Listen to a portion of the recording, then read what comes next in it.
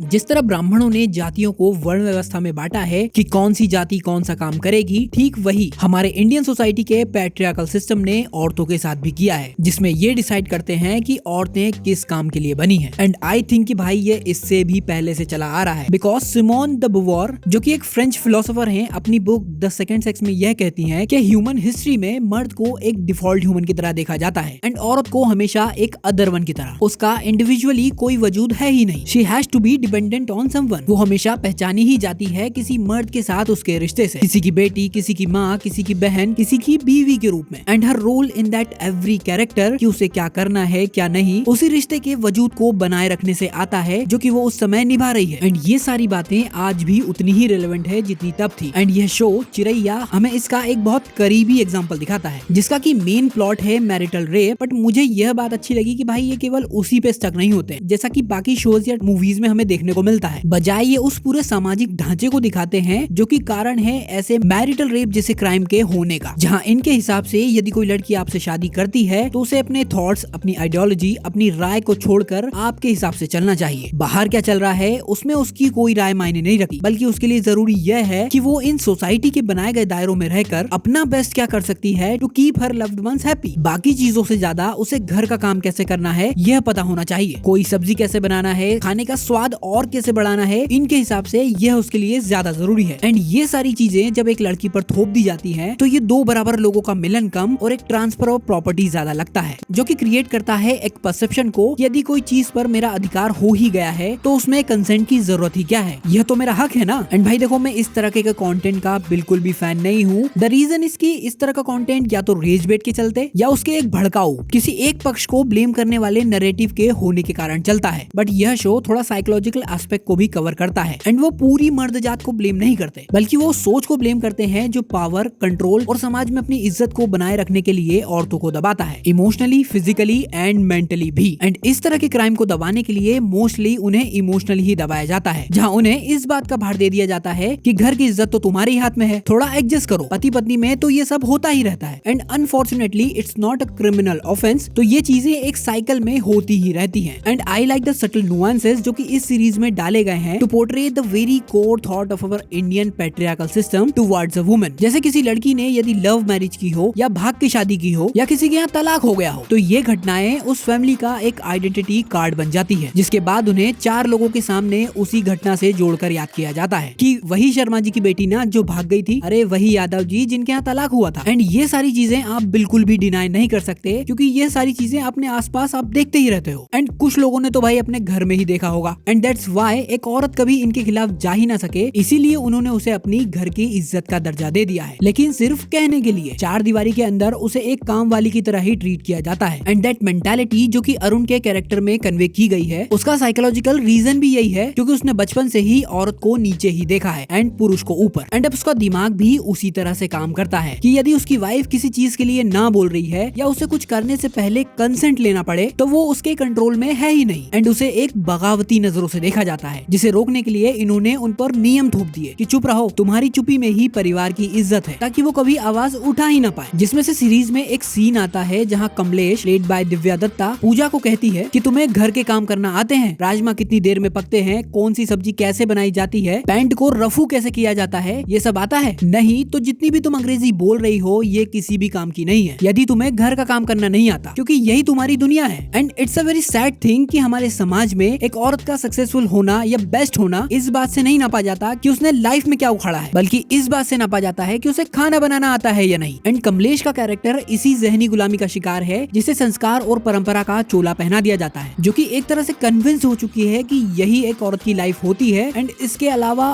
उसका सोचना भी एक पाप है। And one of the reason कि ये सीरीज मुझे अच्छी लगी, जब तुम इसे एक ब्रॉडर व्यू से देखते हो तो यू रियलाइज कि एक तरीके से हमारे समाज की सोच को दिखा रहे हैं, जिसमें सारे कैरेक्टर्स अलग अलग विचारधारा रखते हैं। लाइक इस घर के मुखिया सुकुमार भ्रमर प्लेड बाय संजय मिश्रा, यह कैरेक्टर हमारे तुम्हारे बीच के वो अंकल हैं जो कि बाहर से तो बहुत ही प्रोग्रेसिव दिखते हैं, नए जमाने को समझते हैं, नई सोच को इज्जत देते हैं, लेकिन जब बात आती है खुद के घर की तो उनकी सोच भी उसी सामाजिक ढांचे को फॉलो करती है जो कि पूरी तरह पैट्रियार्कल डोमिनेंस एंड रूढ़िवादी सोच, जो कि कहता तो है कि हम आज के समय के हिसाब से चीजों को देखते हैं, समझते हैं, लेकिन मानता नहीं है। अरुण का भाई विनय जो कि हमारी सोसाइटी के उस मर्द का रिप्रेजेंटेशन है जो कि असल मायनों में औरत की इज्जत करना जानता है एंड जिसे ये लोग जोरू का गुलाम कहते हैं। And in this whole series I like Divya Dutta's character, जिस तरह से उन्होंने पोर्ट्रे किया है भाई, टू गुड। लाइक उनके कैरेक्टर के दोनों साइड हमें काफी बढ़िया तरीके से देखने को मिलते हैं। लाइक भाई शुरू में उन्हें तुम्हें देखकर लगेगा कि औरत ही औरत की दुश्मन होती है, बट व्हेन शी रियलाइज कि जिस पर वो भरोसा कर रही है वो वैसा नहीं है। एंड देन भाई जो ब्रेक डाउन होता है एंड उसके बाद वो सीधा जाके परिवार से लड़ने खड़ी हो जाती है, वो सारी चीजें भाई देखने लायक। बाकी भाई क्लाइमेक्स को लेकर मैं कुछ नहीं कहना चाहूंगा, मुझे तो ठीक ही लगा, बट एक चीज हो सकती थी जो कि ये है कि भाई ये सीरीज फॉर्मेट में न रिलीज करके इसे फिल्म के रूप में रिलीज करते तो भाई ये ज्यादा लोगों तक पहुंच पाती। बट जो है ठीक है भाई, जो इनका मोटिव था वो सीरीज डिलीवर करती है तो काफी है। बाकी भाई ये मेरे विचार थे इस सीरीज को लेकर, तुम अपने कमेंट में जरूर से बताना। मिलते हैं अगले वीडियो में।